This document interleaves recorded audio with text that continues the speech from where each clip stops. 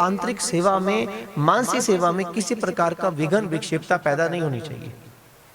आपको नहीं पता वो व्यक्ति किस रस में बैठा है, अंतर्मन से वो कहाँ है, किस सेवा के अंदर है। और हम कई बार क्या करते हैं, उसके पास से निकलते हैं, जाते आते हैं, हमें लगता है बैठा है वो, और हम अपनी हरकतें करते रहते हैं। कुछ हिला दिया, कुछ फेंक दिया, शोर कर दिया। कहीं ना कहीं वो इसलिए कहा जा रहा है कि उस व्यक्ति की मानसिक सेवा में कोई विक्षेपता पैदा ना हो, इसलिए उसके रस में, उसके आनंद में विक्षेपित ना हो। तो नाभाजी बड़ी संभल के सेवा कर रहे हैं, बहुत जोर के पंखी नहीं कर रहे। किस लिए कि ऐसा ना बहुत अधिक हवा करूं तो उससे भी विक्षेपता हो, और बहुत धीरे भी नहीं कर रहे कि गर्मी लगेगी फिर भी विक्षेपता होगी। नॉर्मल बड़ी संभल कर सेवा कर रहे हैं।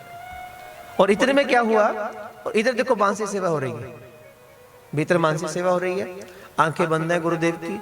राम जी का अभिषेक हुआ, राम जी के उन्होंने वस्त्र धारण करवाए, मुकुट धारण करवाया राम जी का, जो हर रोज करते थे वो सेवा, पूरे अलंकार धारण करवा रहे हैं। और इधर बाहर क्या हो रहा है, दूर किसी समुद्र में अग्रदेव जी का, गुरुदेव का एक शिष्य जो व्यापारी था, समुद्र में नाव से जा रहा था, अचानक तूफान आ गया। बड़ी दूर था वो, गुरु यहां बैठे हैं, बीच में क्या है, दृश्य को देखो, गुरुदेव आसन पर है, नाभाजी नीचे बैठे ब्यारू कर रहे हैं, गुरु मानसिक सेवा में लीन है। और दूर समुद्र में एक समुद्री जहाज पर जो जा रहा था एक व्यक्ति, तो व्यापारी था, इनका शिष्य, तूफान आया, बड़ा भयंकर तूफान आया। और जो नाविक थे वो कहने लगे, बोले आज से पहले कभी हमने ऐसे तूफान नहीं देखा, और हमें लगता है कि अब नहीं बचेंगे। अब वो व्यक्ति घबराया, तो उसने पूछा, तो नाविक ने कहा एक उपाय है, अब एक ही साधन है, आप नाम जप लो, जिसको याद करते हो, जो आपके गुरु, जो आपके आराध्य हैं, उनको दिल से प्रार्थना करो, वो कुछ चमत्कार करें सो करें, अन्यथा इस तूफान से बचने का कोई साधन नहीं है।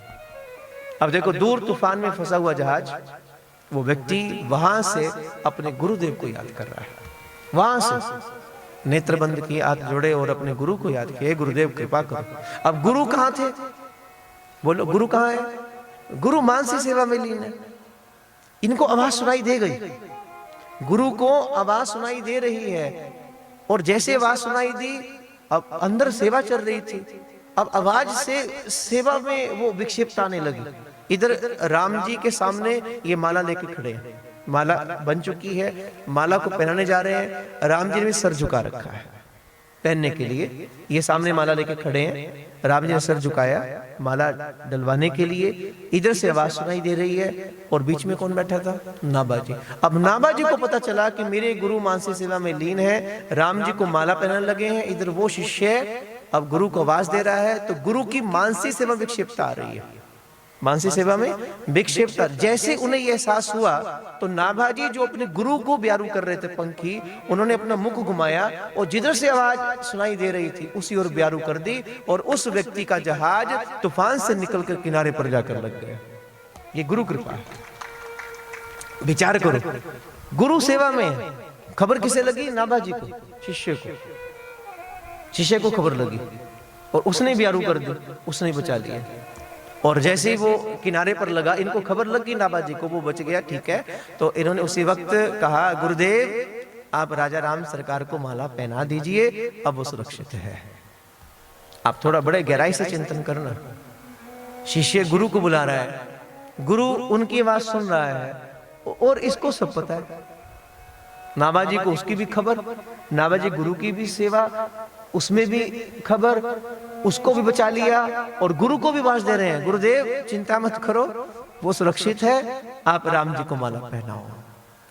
और राम जी को उसी वक्त गुरु ने माला पहनाई, मानसिक सेवा में पहनाती एकदम हड़बड़ा। तो नीचे नाभाजी बैठे थे, हाथ जोड़ लिए, बोले गुरुदेव आपके सेवक के बिना कौन कह सकता है। नेत्र भराए गुरुदेव के, बोले इतनी उच्च कोटि की सिद्धि, इतनी उच्च कोटि की सिद्धि कि तू ये भी जान गया कि मानसिक सेवा में कहां हूं। किसी के मन को कहां है आप नहीं बता सकते, पर नाभाजी ने समझ लिया, उसको भी बचा लिया, गुरुदेव की मानसिक सेवा का अनुभव भी हो गया। और गुरु ने जब ये देखा, बोले इतनी सिद्धि तुझे प्राप्त हो गई, कैसे। अब विचार करो, सबसे पहले नाभाजी को सिद्धि मिली कैसे। उसका कारण था गुरु ने दो चीजें नाभाजी को कही थी। प्रथम, जब नाम दिया, इस नाम को निरंतर जपना, इस नाम को नहीं छोड़ना, खूब श्रद्धा से इस नाम को जपना, जैसे तैसे जपना। और दूसरी बात कही थी कि जब आश्रम में हमारे संत महात्मा आए, उनको जब भोजन करवाओ, वो भोजन जब कर चुके हैं तो उनकी जूठी पतलों को उठाकर रखना है, बस ये काम तुम्हारा है।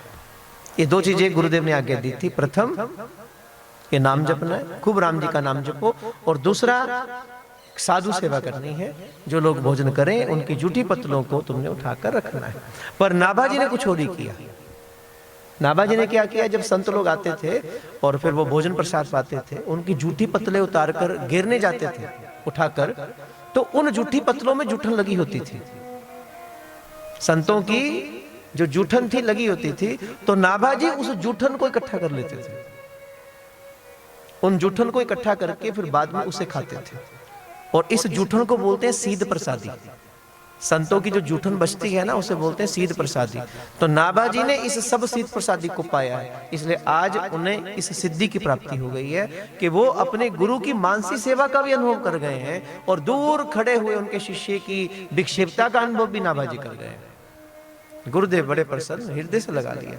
और उस वक्त गुरु ने आज्ञा दी थी, तू अधिकारी है और तू अब भक्तों की महिमा गा।